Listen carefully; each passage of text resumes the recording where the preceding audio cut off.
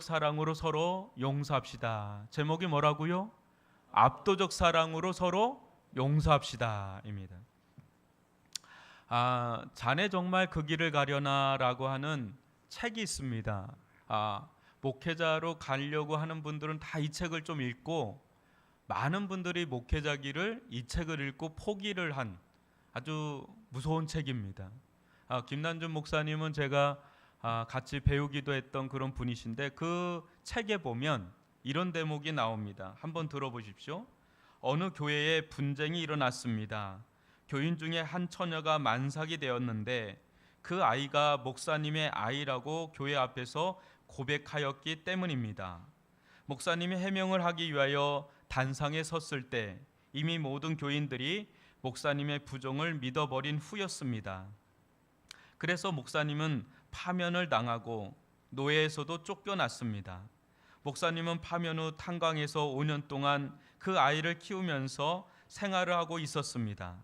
결국 5년이 되던 해 어느 날 부흥회를 통하여 그 처녀가 회개하고 그 아이가 목사님의 아이가 아니라 어느 집사의 아이라고 고백을 했습니다. 교회는 당회를 소집하여 교인들이 대표로 목사님께 사죄를 하고 목사님을 다시 그 교회로 모셔왔습니다. 그분은 그 교회에서 평생 동안 성자와 같은 대접을 받았으며 전날의 치욕과는 비교되지 않는 영광스러운 목회를 하였습니다. 라는 대목이 있습니다. 저는 이 대목을 읽으면서 짧은 이야기지만 참 많은 생각을 하게 되는 그런 시간을 좀 갖게 됐습니다. 그 목사님이 그 가연 그 5년 동안 탄광에서 그 남의 자식을 키우면서 어떤 마음을 갖고 있었을까? 여러분, 누군가에게 수치스러운 모함 또 모욕을 받았다면 여러분은 어떻게 하겠습니까? 억울한 누명까지 당하여 인고의 세월을 보낼 때 과연 여러분 용서할 수 있을까요? 용서라는 말은 어느 때는 또 다른 폭력으로 다가옵니다. 목사님 용서해요. 권사님 용서하면 되죠.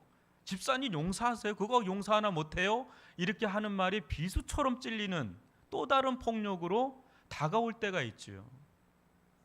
1989년 11월 2일 우르술라 수녀회 소속의 미국인 수녀 다이애나 오티즈라고 하는 수녀가 있는데, 이 가테말라 군인들에게 납치돼서 고문당하고 강간당했습니다. 이때 그녀를 괴롭힌 것은 유괴범들만이 아니었습니다. 당시만 해도 가테말라 정부, 미국 정부, 심지어 수녀회까지 나서서 그녀에게 용서하라 종용했습니다. 그녀의 인터뷰를 한번 들어보십시오. 모르는 이들은 물론 친구까지도 내게 물은 것은 미국 정부의 정의로운 조치 여부가 아니라 내가 가해자를 용서했느냐는 것이었다. 내가 용서하기만 하면, 나만 용서하기만 하면 그들로서는 모든 문제가 해결되는 것이었다. 기독교의 핵심은 사회 정의가 아니라 개인의 용서에 있는 것 같았다. 여러분 어떻게 생각하세요? 용서해. 용서하면 다 끝나는 문제야. 라고 하는 그 말이 이 오티즈라고 하는 여인에게는 폭력적으로 다가왔다는 거죠. 과연 기독교는 뭐냐? 이런 거죠. 그러나 얼마 전에 소천하신 팀켈러 목사님은 이젠 이런 식의 정통적인 용서 문화도 사라졌다고 말합니다. 여러분, 무슨 일 있으면 교회에서는 어떤 얘기하죠? 용서하세요. 용서가 하나님의 뜻이에요. 이제 이런 문화도 사라졌다는 겁니다. 한번 들어보십시오. 용서를 용납하지 않는 우리 문화는 인종 문제로 국한되지 않는다. 성폭력을 고발하는 미투 운동도 용서하라는 부름에 불편함을 내비친다. 많은 여성들이 가해자를 용서하는 건 결국 학대를 조장하는 게 아니냐고 주장한다. 유명 배우 우피 골드버그는 유태인 대학생에 관해 부적절한 발언을 한 뒤 사과했지만 방송 출연 정지라는 처벌을 받았다. 여러분, 미투 운동하는 여성들에게 용서하라는 말은 가당치도 않는 말이고 우피 골드버그 여러분 흑인 여배우지만 어느 순간부터 방송에 아예 안 나옵니다. 유태인 대학살을 지지했다는 이유 하나로 용서 문화가 아니라는 거죠. 여러분 이제 미국이나 우리나라나 할 것 없이 용서 문화는 미덕이 아니게 되었습니다. 이제는 피켓 들고 정의 실현 그것이 이제 미덕이 된 사회가 오늘날 우리가 맞이하고 있는 사회. 조금도 용서하지 않습니다. 오히려 정의가 서야 된다, 정의를 구현해야 된다, 이것이 뉴스를 틀면 내내 나오는 거리입니다. 그러나 여러분 교회는 어떻죠? 교회는 제가 볼 때는 이 둘이 아직은 공존한다고 봐요. 정통적인 용서 문화가 여전히 공존하죠. 교회 안에서는 무슨 일이 일어나면 아우 용서해야죠, 품어줘야지요, 특히 목사님이 품어줘야죠, 막 이렇게 이런 이야기들 꽤 많습니다. 그러나 또 한층에서는 절대 그건 있을 수가 없는 일이에요. 용서하면 안 돼요, 정의를 실현해야 돼요, 막 하는 그런 것이 공존하는 공동체가 또 교회가 아닌가라는 생각을 해보게 됩니다. 여러분 우리 가운데 용서, 정의 실현, 이 둘이 어떻게 조화를 이룰 수 있을까? 이것을 좀 마음에 품고 오늘 말씀 함께 나눴으면 좋겠습니다. 오래전 한 집사님 가정을 신방 간 적이 있었습니다. 얼굴이 반쪽이 되어 있는 집사님의 이야기를 듣는데 말문이 막히더라고요. 이야기인즉 이겁니다. 남편이 바람을 펴서 내연녀와 다른 살림을 꾸린 겁니다. 애들이 초등학생입니다. 애기들이죠. 어리죠. 그런 가운데 아빠는 집을 나갔고 다른 살림을 차리고 그 아이들을 건사하는데 양육비도 생활비도 전혀 주지 않는 그런 환경인데 목사님 이젠 눈물도 화도 나지 않습니다. 제가 이혼해야 됩니까? 아니면 같이 살아야 됩니까? 용서해야 됩니까? 하는데 답은 알겠어요. 용서해야 된다는 답은 알겠는데 이 말을 못 하겠더라고요. 또 다른 폭력으로 다가설까 봐 제가 무슨 말을 해야 될지, 말을 해도 그게 위로가 될지 싶어서 그냥 침묵하고 기도만 해주고 왔습니다. 여러분, 용서 문제는 간단한 문제가 아닙니다. 여러분, 말은 쉬워요. 근데 간단한 문제가 아닙니다. 오늘 함께 말씀을 나누면서 이 복음적 용서가 무엇인지, 또 어떻게 용서의 삶을 실천할 수 있는지 깨닫는 복된 시간이 되기를 주님의 이름으로 축원합니다. 그럼 마태복음 18장 21절을 한번 보십시오. 그때 베드로가 나와 이르되 주여, 형제가 내게 죄를 범하면 몇 번이나 용서하여 주리이까? 7번까지 하오리이까? 예수님께서 교회 내 죄를 범한 형제에 대해 이야기하자마자 베드로가 질문을 하는 겁니다. 주여, 형제가 내게 죄를 범하면 몇 번이나 용서하여 주리이까? 7번까지 하리이까? 재범한 자들에게 용서는 여러분 그야말로 사막의 오아시스를 만난 것과도 같죠. 여러분 깊은 죄책감에 시달려 본 적 있으세요? 그러면 여러분 정말 용서가 얼마나 목마른지 몰라요. 근데 내가 너를 사하노라, 내가 너를 용서하노라, 그리고 나를 안아주고 감싸준다면 여러분 그것은 할렐루야예요. 그냥 할렐루야입니다. 너무너무 좋아요. 내가 너무 치명적으로 잘못했는데 상대방이 나를 받아준다, 용서한다, 그거는 그냥 하늘을 날아갈 것 같이 기쁘죠. 여러분, 여러분이라면 몇 번까지 용서할 수 있겠습니까? 몇 번까지 용서할 수 있겠습니까? 여러분에게 아주 치명적인 잘못을 저질렀는데 몇 번까지 용서할 수 있겠습니까?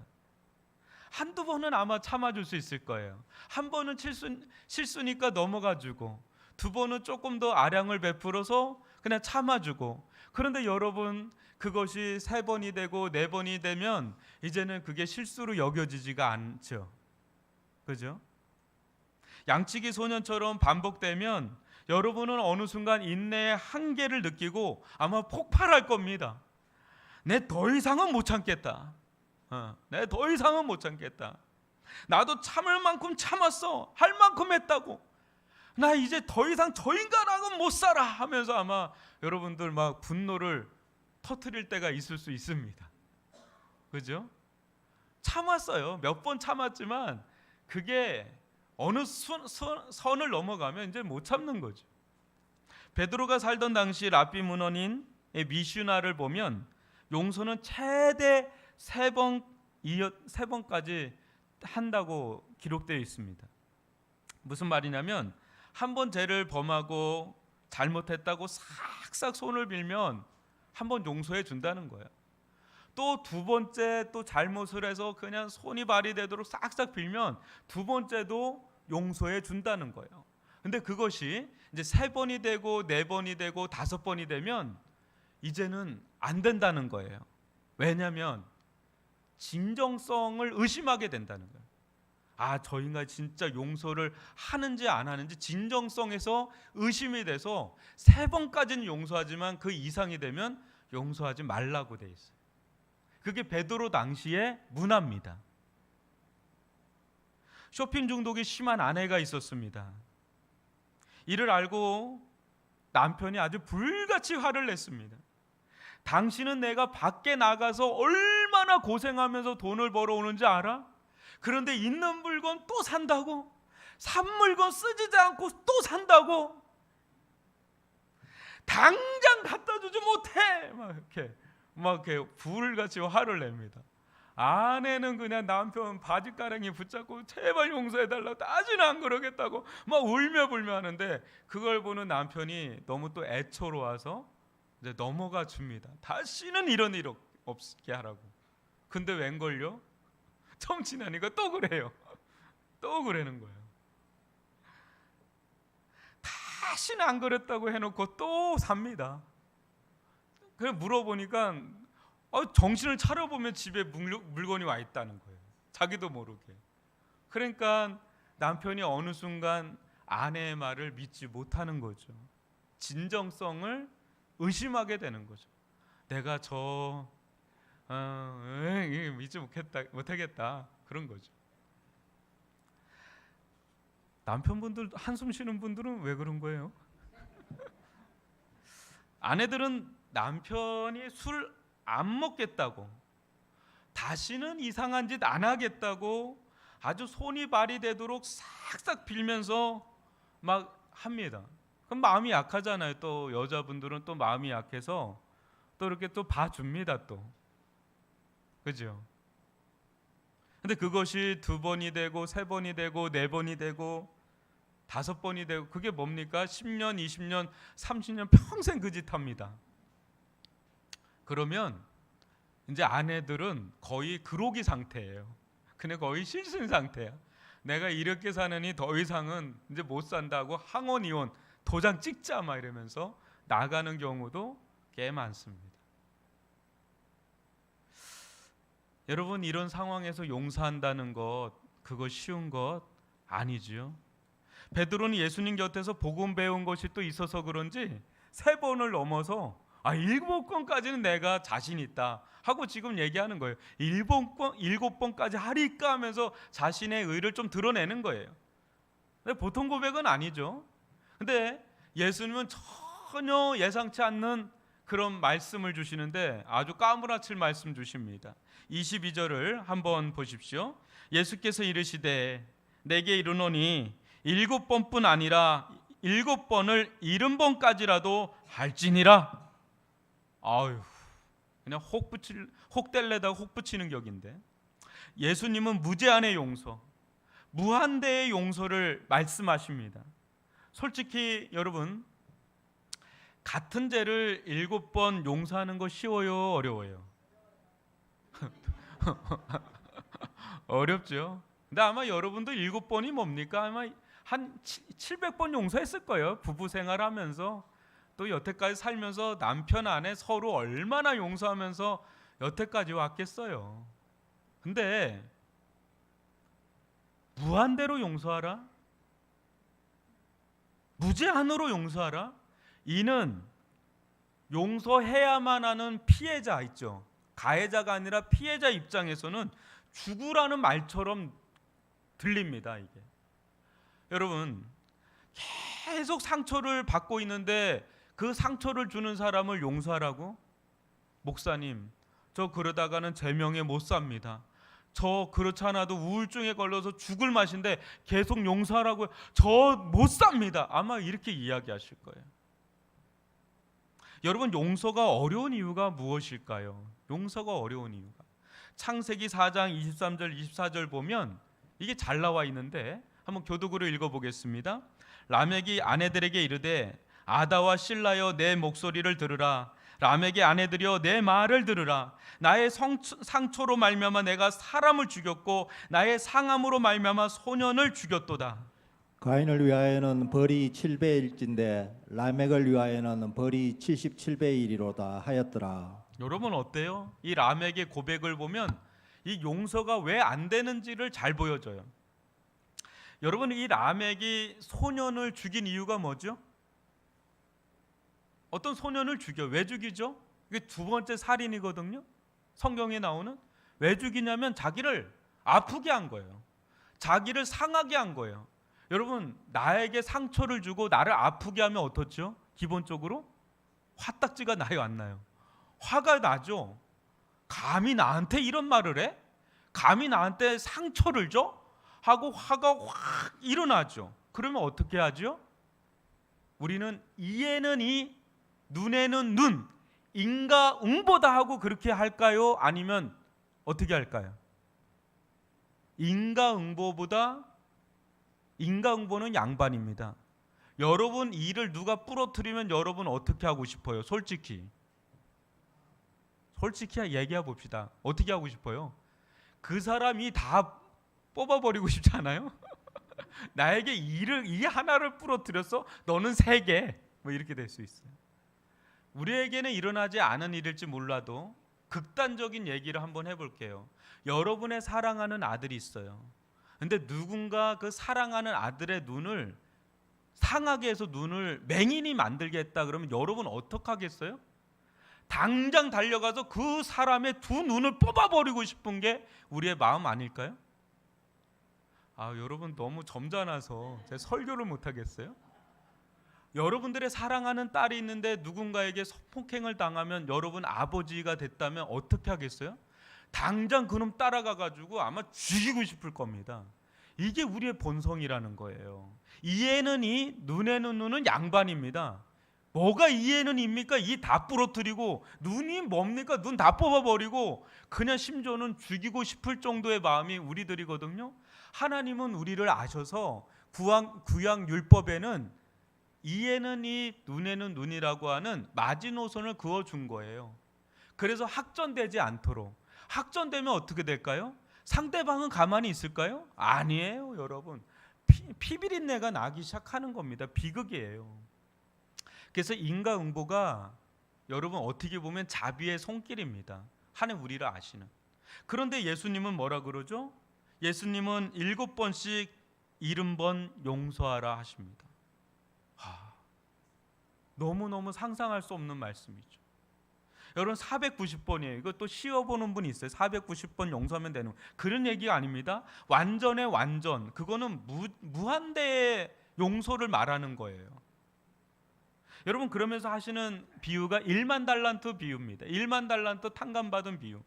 저는 이 이야기 읽으면서 여러분들은 이 1만 달란트 비유가 와닿지 않을 수가 있는데 여러분 1만 달란트가 얼마인지 아십니까? 1만 달란트는 1억 데나리온입니다. 1억 데나리온. 한 데나리온이 하루 품삯입니다. 일꾼에. 지난주에 살펴본 것처럼. 근데 1억 데나리온이면 어느 정도의 가치인지 아십니까? 20만 년의 임금이에요. 20만 년의 임금. 여러분들이 상상이 안 가죠? 오늘날 돈으로 환산하면 US 달러로 3억 달러입니다. 천문학적인 숫자입니다. 천문학적인 숫자. 근데 이 말씀 여러분 묵상을 해보면 저는 이해가 안 가는 게 종이잖아요. 종에게 이거를 빌려준 거 아닙니까? 근데 종은 묶인 사람이잖아요. 자유로운 자유자가 아니라 종은 묶인 사람인데 어떻게 1만 달란트를 다 썼을까? 이것도 이해가 안 갑니다. 더 이해가 안 가는 거는 여러분들 누구한테 1,000만 원 빌려달라고 그러면 빌려줘요? 아무나 빌려줘요? 1억 빌려달라면 아이고 그래요? 하고 1억 빌려줘요? 시간에 좋다 빌려주고 이렇게 돼요? 충분히 뭘 보고 종에게 빌려줘요? 무슨 크레딧을 가지고 무슨 신뢰할 만한 게 있다고 그 어마어마한 천문학적인 자산을, 그 조가 넘는 자산을 그 종에게 줄 수가 있고, 이것도 말이 안 되죠. 가장법입니다. 실제 일어난 이야기가 아니라 예수님께서 가장법을 쓰신 거예요. 근데 저는 감히 여러분에게 말씀드린데 가장법이 아니라 오히려 축소법이다라고 말씀을 드리고 싶어요. 이유를 얘기해 드릴게요. 지금 이건 비유입니다. 우리가 1만 달란트 빚진 자라고 우리에게 얘기하는 거거든요. 여러분, 우리가 무슨 1만 달란트라고 하는 천문학적인 액수를 빚진 게 있을까요? 원어를 보니까 이 재와 빚이 같은 언어예요. 무슨 말이에요? 여러분이 다른 사람들에게 지은 죄가 클까요? 우리가 하나님께 지은 죄가 클까요? 우리가 다른 사람에게 지은 죄가 많을까요? 하나님에게 지은 죄가 많을까요? 아마 사람에게 지은 죄가 크고 많다라고 보통 생각할 건데, 저는 이 비유를 통해서 우리에게 말씀하고 싶은 의도가 아주 분명하다고, 예수님의 의도가 분명하다고 보는데, 한번 보면 타인이 우리에게 저지른 죄와 상처는 말로 다 표현하기 어려울 정도로 크고 많지요. 여러분 살아오면서 상처 많이 받으셨을 거예요. 또 상대방의 죄로 인해서 아마 손해도 많이 봤을 거예요. 그걸로 속앓이도 많이 하셨을 거예요. 다른 여자와 바람난 남편을 피눈물 흘리며 바라보는 그 아까 제가 신방 갔던 그 여집사님의 심정을 여러분 헤아릴 수 있습니까? 헤아리는 사람 많이 없을 거예요. 그런 상황이 아니면 헤아리기가 어려워요. 그러나 우리 중 어떤 사람은 너무 착하고 여리셔서 타인에게 해를 가한 적이 없는 분도 있으실 거예요. 아마 여기에 몇몇 분들은 너무 착하셔서 법 없이도 살 분처럼 보이는 분들도 계시거든요. 그런데 여러분, 하나님께는 우리 어땠을까요? 하나님께. 여러분, 우리 하나님께 우리가 지은 죄를 한번 생각해 볼까요? 조나단 에드워즈는 이런 말을 했어요. 죄의 크기는 상대방의 권위의 크기와 비례한다. 이게 무슨 말이냐면, 여러분, 저작거리에 하인이 있는데 그 하인의 볼기짝을 딱 때렸다고 생각해 보세요. 잘못한 거예요, 아니에요? 잘못했죠? 근데 임금의 볼기짝을 딱 때렸다고 생각해 보세요. 그거 어떻게 될까요? 그날로 목 그냥 땡강이죠. 여러분, 똑같이 볼기짝 때린 건데 하인을 때린 거하고 임금을 때린 거하고는 이렇게 차이가 나요. 그런데 또 한번 생각을 해볼까요? 근데 그 볼기짝을 때린 게 세자예요. 임금의 세자가 하인의 볼기짝을 때렸어요. 또 왕 대신 아버지의 볼기짝을 이 3살 4살짜리 세자가 딱 때렸어요. 그럼 어떻게 될까요? 이 패악무도한 놈, 너의 목을, 이렇게 될까요? 아니면 귀엽게 받아줄까요?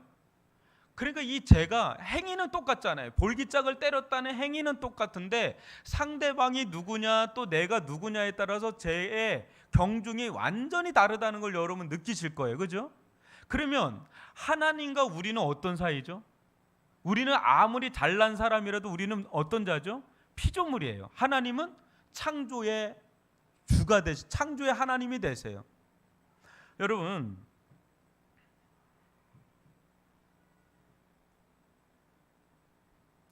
하나님을 향해 지은 죄가 아무리 작을지라도요, 그 죄가 먼지처럼 작을지라도 하나님이 어떤 분이신지를 알잖아요.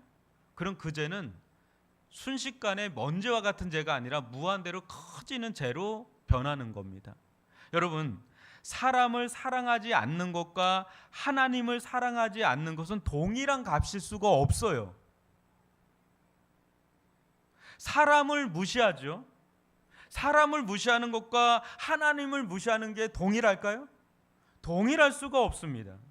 여러분, 사람을 믿지 못하죠. 그것도 잘못된 거겠죠. 상대방 굉장히 기분 나쁠 거예요. 나를 믿지 않으면 그거보다 기분 나쁜 게 없어요. 그런데 그것과 하나님을 믿지 않는 게 동일한 값일까요? 아니에요, 여러분.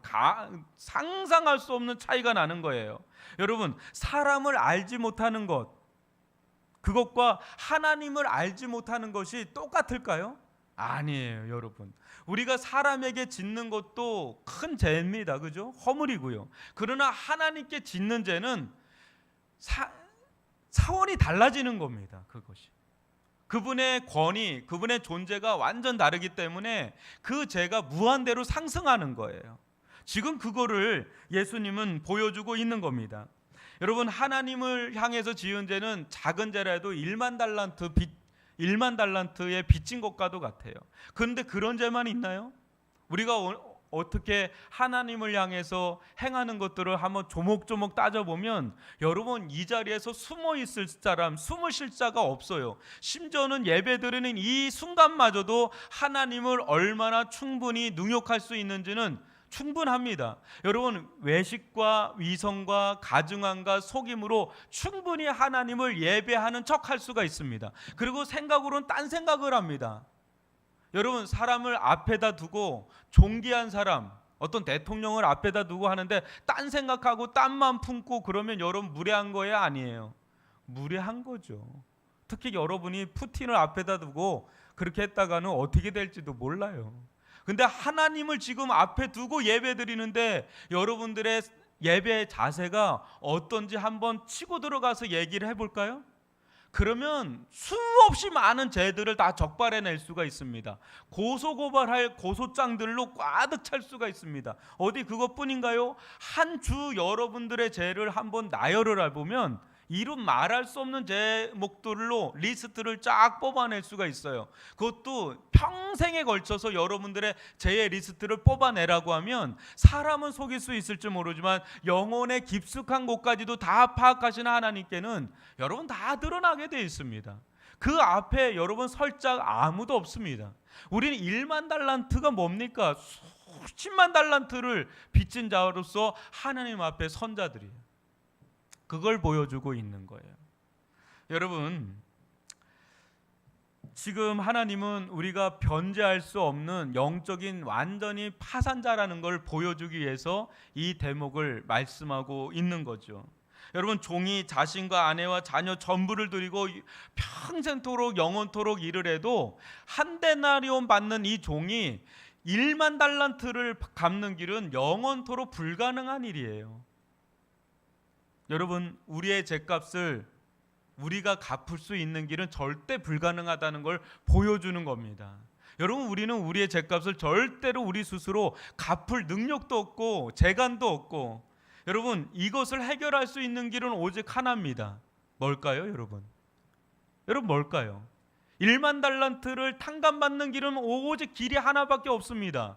여러분, 뭘까요? 27절 보세요. 그 종의 주인이 불쌍히 여겨 놓아 보내며 그 빚을 탕감하여 주었더니 뭡니까? 오직 주인의 궁율. 주인의 궁율밖에 없어요. 다른 걸로는 길이 없어요. 종이 의지할 거는 주님의 궁율뿐인데, 여러분, 여러분의 죄를 하나님 앞에 들고 나갈 때 어떤 기도하죠? 너무 죄로 인해서 너무 눌릴 때 여러분들은 하나님께 나가서 아주 애걸복걸 기도할 겁니다. 하나님, 저를 용서해 주세요. 저를 그냥 불쌍히 여겨주세요. 저를 불쌍히 여겨주세요. 제가 이 죄를 또 짓고 말았습니다. 저를 용서해 주세요. 하나님, 한 번만 용서해 주세요. 하나님, 제 마음에 평강이 사라졌습니다. 하나님의 사랑을 잃어버렸습니다. 하나님의 임재도 잃어버렸습니다. 하나님, 제발 다시금 하나님 기도의 문이 열리기를 원합니다. 하나님, 저를 용서해 주세요. 아마 여러분도 이렇게 애걸복걸 기도를 하실 거예요. 그러는 순간에도 여러분의 죄를 아주 심각하게 다 파악하고 기도하는 게 아니라 대부분 여러분들이 죄로 인해서 어떤 고통이 있을 거예요. 이거 하나님께 나 벌 주시는 거 아니야? 너무 힘들다. 그 고통으로 여러분들은 아마 애걸복걸 기도를 할 거예요. 그러나 여러분이 그 순간에도 여러분의 죄로 인해서 하나님이 얼마나 마음 아파하실지를 깨닫고 기도하는 사람은 드물 겁니다. 우리의 죄가 얼마나 심각한지 아십니까? 하나님께서 지극히 사랑하시는 아들, 하나밖에 없는 아들 예수 그리스도를 내놓지 않으면 그분께서 1만 달란트를 탕감해 주지 않으면, 희생해 주지 않으면 절대 우리의 죄가 용서를 못 받아요. 엄청 심각한 죄입니다. 하나님을 향한 죄는 간단한 게 아니에요, 여러분. 엄청난 희생을 요구하는데 그 희생을 누가 치러요? 주인이 대신 치러 준 겁니다. 손해 누가 보죠? 누가 봤을까요? 종이 보나요? 주인이 보나요? 주인이 1만 달란트 손해 본 겁니다. 그게 용서예요. 손해 보고 피해 보고 희생하고 헌신하는 게 용서지, 그게 없는 게 용서가 아니에요. 용서는 엄청난 희생이 들어가는 게 용서입니다. 그런데 우리의 허점은 여기에 있습니다. 우리는 들보 같은 우리 죄를 용서해 달라고 할 땐 그토록 간절히 긍휼을 구하지만 타인의 티와 같은 죄를 용서하려 할 때는 절대 용납하려 하지 않는 아주 못된 습성이 우리 안에 있단 말이죠. 용서가 안 돼요. 내 죄에 대해서 하나님 용서해 주세요 막 울며 불며 하는데 타인의 죄에 대해서는 100데나리온에 불과한데 절대 용서하지를 않습니다. 이게 바로 우리들이에요. 간혹 용서하려고 할 때가 있는데 팀켈러는 이 부분에 대해서 거래적 용서라고 말해요. 여러분, 거래적 용서가 뭔지 아세요? 거래적 용서에는 가해자가 충분히 울고 애원하고 사과해야 한다는 조건이 분명하게 붙어 있으며 대체로 그 과정에는 상당한 자기 비하가 뒤따른다. 충분히 그렇게 하면 가해자가 용서받긴 하지만 그럼에도 비하가 명예회복의 전제 조건이다. 무슨 말이에요? 아우, 저를 용서해 주세요. 저를 한번 용서해 주세요. 애걸복걸하면 뒷짐지고 한번 용서해 줄까 말까 하면서 충분히 저 상대방이 자기 비하 굴욕적으로 엎드릴 때 내 마음이 조금 풀려서 그래, 이번 한 번은 그럼 한번 용서를 해 줄게. 이게 거래적 용서예요. 근데 이런 거래적 용서는 하나님께서 우리에게 베푸신 용서가 아닙니다. 하나님께서는 그런 식으로 우리를 용서해 주시지 않았어요. 여러분, 하나님께서 우리 어떻게 용서해 주셨죠? 여러분, 25절, 참된 복음적 용서는 25절입니다. 다 같이 한번 읽어볼까요? 시작. 너희가 각각 마음으로부터 형제를 용서하지 아니하면 나의 하늘 아버지께서도 너희에게 이와 같이 하시리라. 여러분, 이 말씀 정방향으로 읽으면 상당히 부담스럽고 부대낍니다. 마치 우리가 용서한 행위를 담보로 하나님께서 제사함을 주시는 것처럼 보이기 때문에, 만약 내가 누군가를 용서하지 않으면 하나님은 나를 용서하지 않을 것처럼 여기기 때문에 이 말씀이 굉장히 부담스럽게 다가옵니다. 다시 한번 볼까요? 너희가 각각 마음으로부터 형제를 용서하지 아니하면 나의 하늘 아버지께서도 너희에게 이와 같이 하시리라. 여러분, 너무 부담스럽지 않아요? 우리는 다른 사람 용서를 못하는데 그러면 하나님도 나를 용서하지 않겠네. 그러나 이 말씀 그렇게 읽으면 안 되고 반대로 읽어야 돼요. 반대로 읽으면 어떻게 되는지 아세요? 여러분, 나의 하늘 아버지께 용서를 받은 사람은 어떻게 돼요? 형제의 죄를 용서할 수 있다라고 돼 있는 거예요. 여러분, 우리 누군가를 용서할 만큼 사랑이 충분한 사람입니까? 누군가를 용납할 만큼 그렇게 우리가 대단한 의인입니까?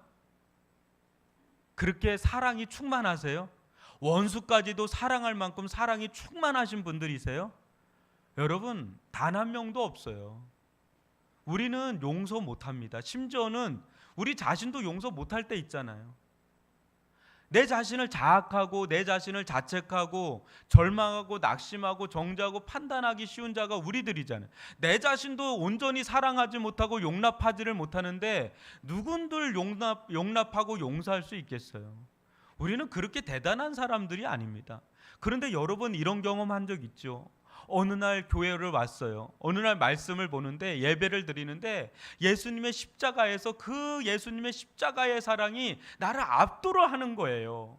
나같이 이 추하고 더럽고 1만 달란트 빚진 자와 같은 이런 죄인인데 나는 절대 용서받지 못할 죄인이라고 생각했는데, 세상에 용서받지 못할 자가 있다면 바로 나라고 생각했는데, 예수님께서 나를 70번씩 7번이라도 용서한다는 그 용서를 행하시고 1만 달란트 빚진 자를 용서하는 그 마음으로 나를 용서하고 나를 사랑한다고 하시는 그 말씀을 들을 때, 그 예수님의 압도하는 사랑에 감화를 받을 때, 여러분 나도 모르게 내 죄가 용서받는 걸 믿게 되고요, 아울러서 나를 그렇게 상처 줬던 아버지, 나를 그렇게 못살게 굴었던 시어머니, 나를 그렇게 힘들게 했던 친구, 돈 떼먹고 나간 그놈, 그 사람들이 생각이 나는데 내가 내내 그 사람들 생각하면 잠도 못 자고 우울증에 시달리고 그랬는데, 하나님의 말할 수 없는 사랑이 폭포수와 같이 내 안에 임할 때